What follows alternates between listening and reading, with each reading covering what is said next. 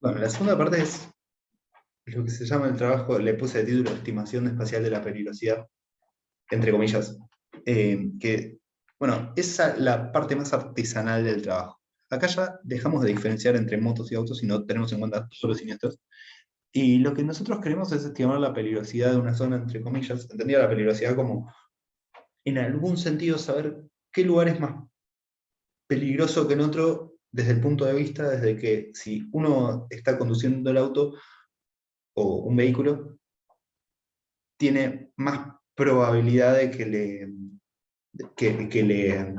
tener un accidente. Es decir, por cada cantidad de autos que pasan por ahí, ¿cuántos accidentes hay? Que eso es la peligrosidad, entre comillas. En realidad lo que vamos a hacer es menos ambicioso que la probabilidad, sino tener alguna especie de puntaje, como un scoring. Pensémoslo como una medición alternativa. Pero para arrancar, ¿cuál es la filosofía o la idea del método? Supongamos que nosotros tenemos la intensidad espacial de flujo de tránsito, es decir, y olvidémonos del problema de que dependa del tiempo, porque esto también podría distorsionar todo, porque podría ser que lugares que tengan poca circulación tengan un momento del día en el cual circulan mucho y hay muchos accidentes ahí, entonces eso nos rompería todo.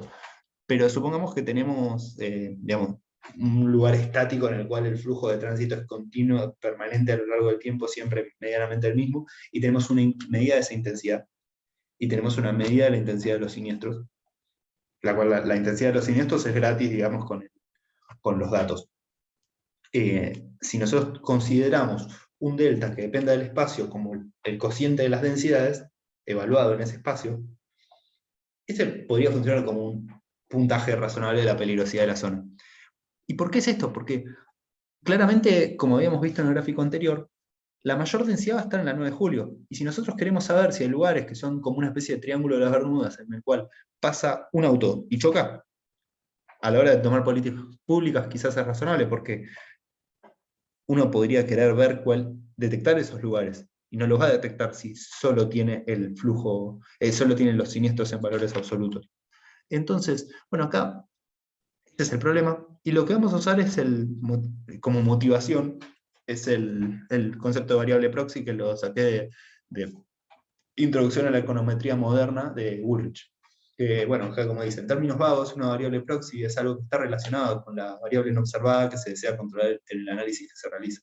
El ejemplo es este: si uno quisiera tener, por ejemplo, estimar el salario en función de la educación, o sea, uno cree que lo que influye en el salario es la educación de una persona y la habilidad.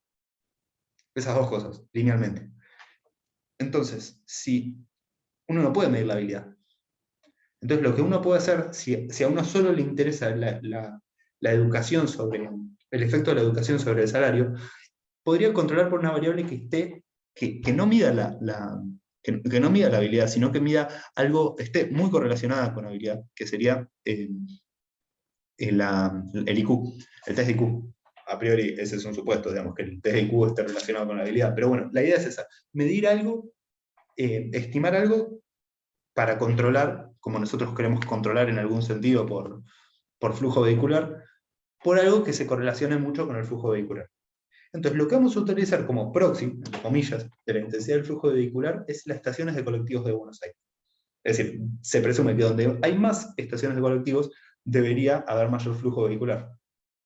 Y acá, bueno, es una crítica, ya autocrítica, ya planteada, que claramente el problema no es la solución a todos los problemas. Esto primero porque es una variable, como dijimos, indirecta, pero segundo porque justamente lo que nosotros tenemos como dato arriba, que es el lambda de los siniestros, quizás también es un estimador digamos, del flujo vehicular. Como ese es un estimador del flujo vehicular, podría pasar que ese estimador de flujo vehicular sea notablemente mejor que las estaciones de colectivos, lo cual yo creo que es un buen estimador, un buen estimador indirecto. Las estaciones de colectivos del flujo vehicular se supone que ponen más estaciones de colectivos en donde hay lugares, donde hay mayor flujo vehicular, como estimador indirecto. Ahora bien, en el sentido de variable correlacionada. Ahora bien, quizás esté mucho mejor correlacionado a los siniestros. Olvidémonos de eso y vamos a trabajar suponiendo que eso no pasa. Y a efectos prácticos veamos que hace lo que creemos que tiene que hacer, que es normalizar un poco, digamos, estandarizar un poco la distribución de los siniestros para poder detectar lugares más peligrosos, por lo menos a priori, y me parece una primera aproximación totalmente mejorable. Así que nada, ahora vamos a ir al código, en el próximo video lo vamos a ver.